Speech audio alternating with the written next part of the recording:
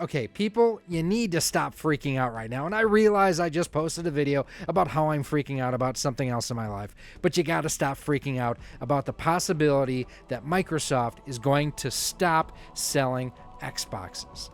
It doesn't matter. It doesn't matter. And this is where I'm coming from. Any fan of the channel for any period of time knows that for me, the Xbox, not my platform of choice. And most of it has come down to my overall disdain, dislike, unfavorable look at their controllers. The original Xbox controller, the Duke, the S controllers, did not like. The 360 controller, one of my least favorite of all time from any system. Now, the One S controller, the Xbox Series S and X controllers, much, much better. But it doesn't matter if Microsoft gets out of the hardware business. Because in a way, were they ever really in it? I'm going to make you think a little bit on this. So here's my take on it. First and foremost, yes, clearly they've been in the hardware business in some form or fashion. We've seen the original Xbox, the 360, with the red ring of death, the yellow ring of death, and all the rings of death and everything that's had. So, but we've also had, the Xbox One, One S, One X, and then now the Series S, Series X. So clearly, yes, they have. Cannot forget about the Xbox One SAT edition. Don't forget the Xbox One S all digital, which people panned at the time, but people now love the Series S. It's the same basic concept. I don't get it. Anyways, so the idea behind Microsoft, and it's a brilliant idea, is they have always been working the long game. Even more than Sony, than Nintendo, than Sega, than anyone else out there. They have planned their work and worked their plan, and they have done it brilliantly. A little bit about my background. In the 90s, I worked at Radio Shack. You've got questions, I had your answers. That company went through some severe isn't the right term, but some drastic changes from its business model. It went from a company that, selling computers, selling resistors, resistor color code cards, transistors, speaker wire. That was their core business. And as we see now, since Radio Shack is no longer around, that wasn't going to last forever. I kind of miss it. I wish I could still go to Radio Shack. There's stuff I could go and get right now. I could use some solder. But that being said, the business model changed in the mid-90s. And for those of you who remember Radio Shack early on versus, I'm slumping, I apologize. I need better posture. Those who remember Radio Shack during that point in time, they changed from the Battery of the Month Club and the resistor color code cards and the speaker wire and the RCA jack. They changed from that to models where those who are old enough to remember going into a Radio Shack, do you remember going in and being asked for your name and address? I did that lots. Do you being asked, who's your cell phone provider? Have you had a new cell phone recently? I asked lots of people that question too. How's your cable TV provider treating you? Have you looked into DirecTV or Dish Network or Prime Star?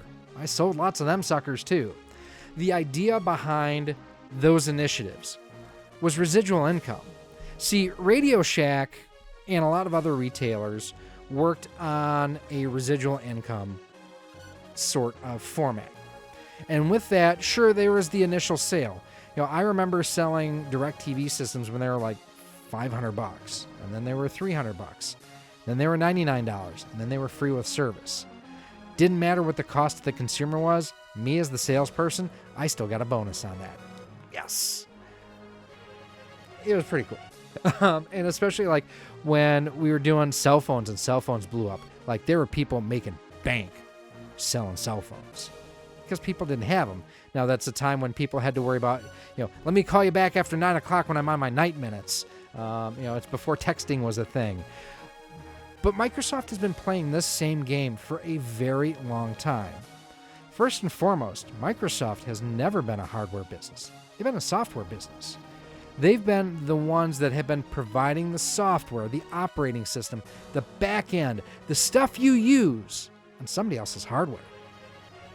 By that same standard, now looking at the Xbox and the Xbox 360, except for Microsoft Studios IPs, you could play the same game on an Xbox as on a PlayStation, as on a Nintendo console. Graphically, may look a little bit different, may have some different levels, sound effects, so on and so forth, but you could have a very similar experience regardless of what platform. Xbox Live has been the differentiating factor there, at least with the early systems, with their online play method, which was, quite honestly, better than a lot of other companies have done even to this day. Look at Nintendo and what they're still doing now on the Switch versus what Microsoft was doing back in the early 90s with the original Xbox. It's kind of telling how good they got quickly. And where Xbox Live started, Game Pass has taken the baton and run with it like a bat out of hell, to their credit, and they have been brilliant about it. The fact that you can get first-run games the day it launches and not have to pay anything more than your monthly, quarterly, or annual subscription fee, that's fantastic. Even if you have to wait a while to go ahead and get your access to it. Like, for example, I'm a fan of the Formula One racing games. I don't like the series as much as I have in years past because, well, it just isn't as good as it used to be. And maybe that's me being an old curmudgeon and I'm yelling at the clouds, but I miss the days when Vettel was still at Red Bull and Schumacher was still racing and, things like that. Regardless, I don't want to have to pay for that annual subscription fee. With Game Pass, I don't have to. I can play it now. It took about 5 months from the time that F123 came out physically that I was able to play it on my Xbox Series S. Plays great. Love it. Great game. I love the story mode that they have on there too. It's been I actually completed the story mode about a week and a half ago. It was terrific. Games like MLB The Show, a PlayStation franchise.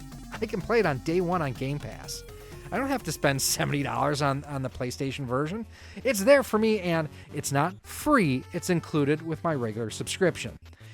And it doesn't matter if I have an Xbox One S, a Series S, a One X, or a Series X. I can play the same games. Now, there's graphic fidelity issues, or not issues, but differences between the different versions depending on what platform I'm playing on. But the core gameplay is exactly the same.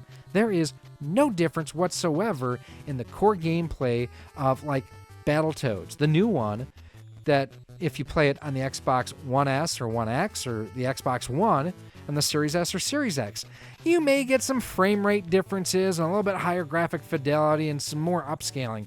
It's the same damn game. And in the end, the fact that we love older games, regardless of how old they are a lot of times. Let me grab one that I have here. Here's my Japanese version of DuckTales.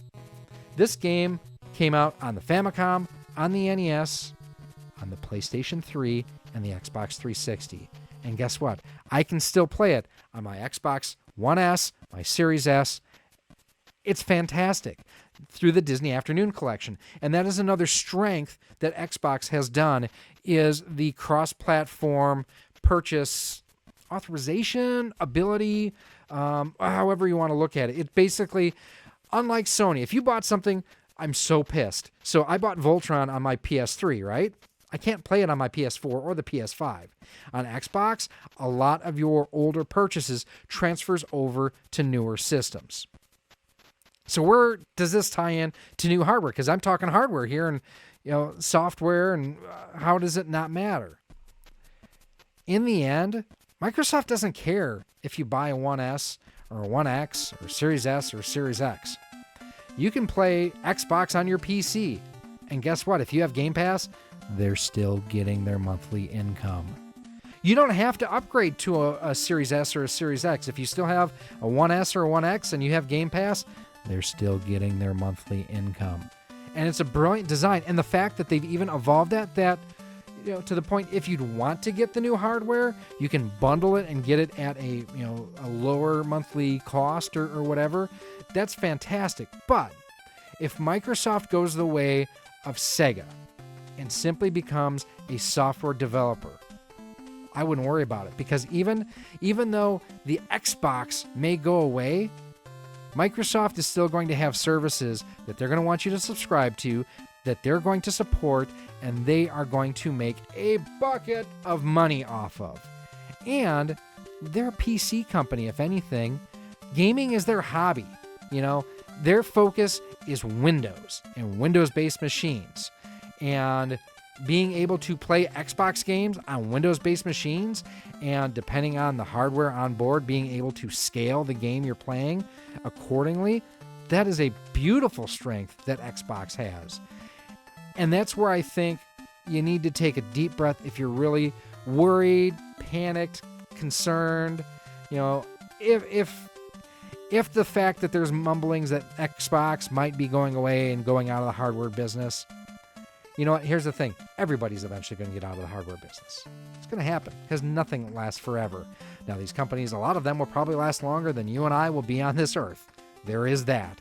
But it's also one of those things where, quite honestly, you know, if they got out, you're still going to get your Halos, your Master Chief games. Those are all still going to come out. You're still going to get your Forzas. You're not going to lose access to their library.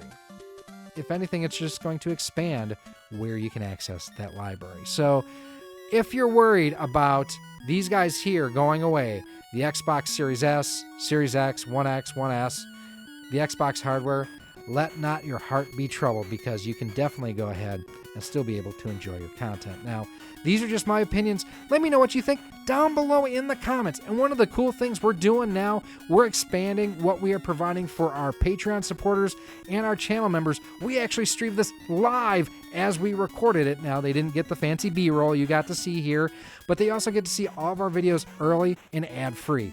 Come on, join us. You can definitely go ahead and do that.